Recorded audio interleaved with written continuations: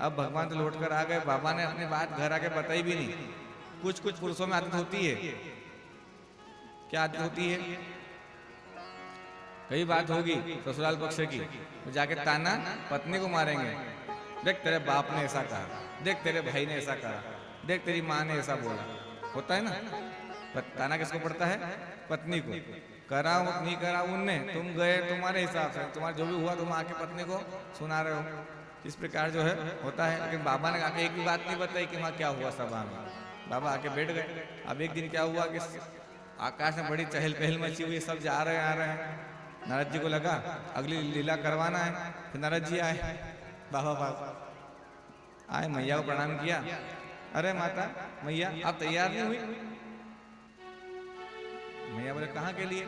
बोले मैं तो ये सोच कर आया था कि आपके साथ ही चल लूंगा। बोले कहाँ जाना है? आपको पता नहीं? आपको निमंत्रण नहीं आया? काहे का? आपके पिता दक्ष प्रजापति का बहुत बड़ा यज्ञ है, सारे देवताओं को, सबको, पूरे ब्रह्मांड को न्योता दिया गया, आपको नहीं बुलाया क्या? अब मैया क्या बोले? बोले ठीक है। बोले हालांकि आपको बुलाए ना बोले, आपका तो मायका है, परिवार है। बोलते ना बेटियां कहती है भाई बुलाए ना बुलाए, बिना बुलाए मैं जा सकती हूँ। माता पिता बुलाए ना बोल के मेरा घर है, ये उसका विश्वास है कि मेरा घर है। तो वो कह रही है कि उसमें क्या बुलाना, मेरे पिताजी का घर है, मैं जा सकती हूँ। तो वो जाने के लिए तैयारी करती है। बाबा से बोलती है चलना है अपने को वहाँ यज्ञ में। बाबा ने कहा कहाँ चलना है? बोले पिताजी के, दक्ष प्रजापति जी के यहाँ। बोले कोई निमंत्रण पत्र आया है?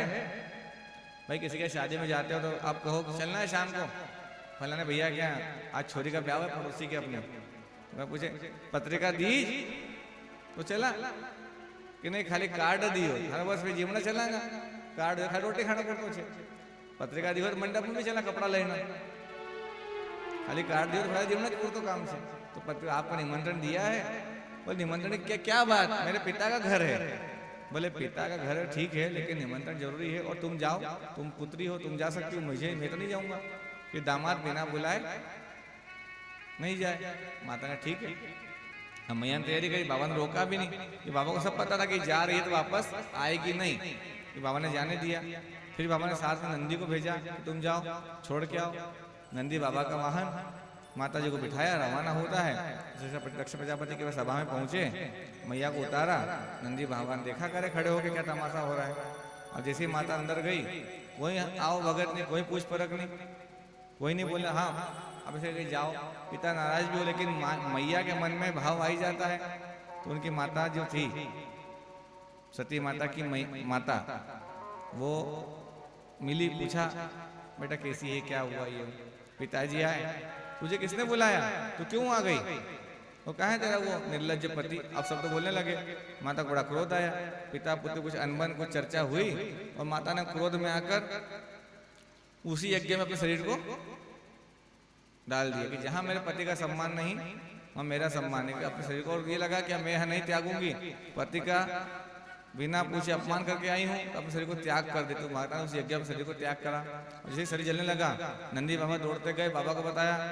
बोले बाबा ऐसी ऐसी घटना हुई, और देवी तो अग्नि में प्रवेश कर गई।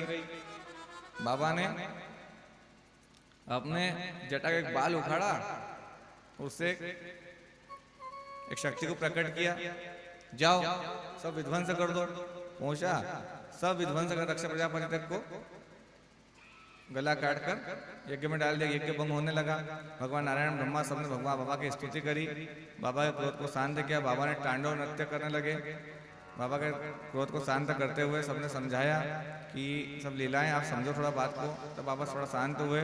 दक्ष प्रजापति को जीवित करने के लिए जो पशु पहले सामने आ जाए उसी का मुख मुंडी काट कर ले आओ, लगा दी जाए। तो क्या दक्ष प्रजापति को बकरे की मुख को लगाया गया, उनको पूर्ण से जीवित करके उनसे आगे का यज्ञ करवाया गया कि यज्ञ भंग ना हो, अनुष्ठान अधूरा ना रह जाए, उसको पूर्ण किया गया। अब भगवान अपने ध्यान में बैठ गए। कई वर्ष, हजारों वर्ष बीते, भगवान ध्यान में बैठे हुए हैं। अब राक्षसों का आतंक बढ़ने लगा। कुछ राक्षसों का ऐसा आतंक बढ़ा जिसमें ये लीला थी कि उन्होंने वरदान ये मांगा था भगवान शिव का जो पुत्र वही हमें मार पाए। अब शिव का पुत्र कहाँ से हो, जब पत्नी नहीं है तो पुत्र कहाँ से आएगा, संतान कैसे होगी? तो भगवान शिव के लिए राजा हिमाचल और रानी मेना के यहाँ माता ने पुनः कुछ हजारों वर्ष के बाद कुछ जन्म लिया। किस रूप में? पार्वती के रूप में। और जब आप मैयाएं हरताली तीज की कथा को सुनती हैं तो कहा गया कि माता पार्वती ने बहुत घोर तप किया, घोर तप किया। पत्ते खाकर रही, कहीं सूखे पत्ते खाए, कहीं जल पीकर रही, जल और पत्ते त्याग कर सिर्फ वायु सेवन करी, भगवान का ध्यान करा। और घोर तप के बाद भगवान प्रसन्न होते हैं, प्रकट होते हैं, बोला देवी मांगो क्या मांगती हो। तो कहा कि पति रूप में चाहती हूँ। तो बाबा आशीर्वाद देते हैं, ठीक है। और अभी आप दर्शन करेंगे बाबा की सुंदर सी मनोहर सी झांकी का।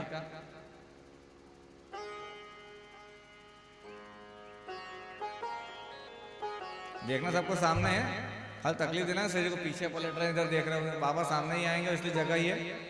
थोड़ी झांकियों के लिए आशा कल से कहा था, कल ही के पहला दिवस है कल जो था। तो आज ज्ञान की बात है, कल से भगवान की मनोहर लीलाएं झांकियों के दर्शन आप करेंगे। तो आज पहली ही भगवान की सुंदर झांकी आ रही है, भगवान भोलेनाथ और मैया पार्वती माता की। इसमें बाबा आएंगे सबको बाराती बनकर मस्ती के साथ झूम के, है ना, फुल दिल खोल के, सब शर्म लज्जा को रखाओ, अलमारी में ताल लगा के बंद करें। मालूम पड़े बाबा आ रहे अपने से देख रहे हैं, ताली बजाने को वहां भी नहीं बजे, ऐसा नहीं हो जाए। बाबा आए तो बाबा का स्वागत सम्मान होना चाहिए। बाबा को बुलाए कि हाँ हाँ, पहले माता का गौरा माता का प्रवेश हो रहा है। और जो यजमान परिवार बैठे हैं, आप कन्या के माता पिता हो, कन्यादान लाए हो, विवाह करवाना है।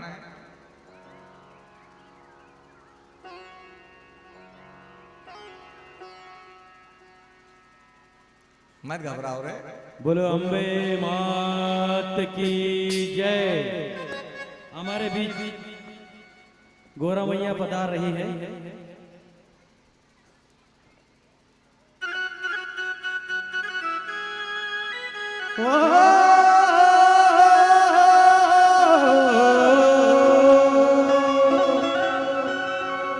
शेरा वाली जोता वाली,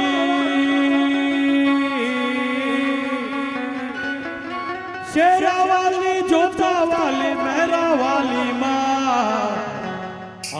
माँ तुझे दिल में पुकारा।